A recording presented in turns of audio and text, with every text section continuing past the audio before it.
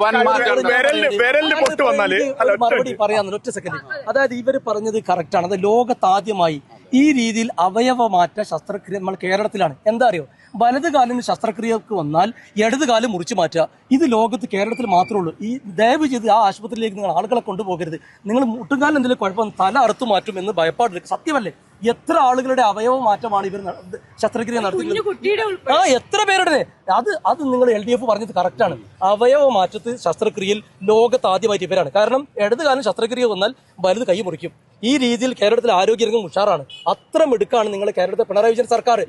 നിങ്ങൾ ഒറ്റപ്പെട്ട കേസല്ല. കോട്ടയം മെഡിക്കൽ കോളേജിൽ, കോഴിക്കോട് മെഡിക്കൽ കോളേജിൽ, തിരുവനന്തപുരം മറ്റേ ഒരു പ്രധാന ഡിപ്പാർട്ട്മെന്റ് തലവനാണ് ഡോക്ടർ ഹാരിസ്. അദ്ദേഹം ഉൾപ്പെടെ സർക്കാരിനെതിരെ അല്ലെങ്കിൽ ഇവരുടെ നിലപാടുകൾക്കെതിരെ പറഞ്ഞത്. ഇപ്പൊ ഇദ്ദേഹം പറഞ്ഞു എന്തെങ്കിലും പോരായ്മ ഉണ്ടെങ്കിൽ അത് ഉദ്യോഗസ്ഥർക്ക്, ആരെങ്കിലും നല്ലത് ചെയ്താൽ അതിന്റെ ഫ്ലക്സ് മരുമോനും പിണറായിക്കും.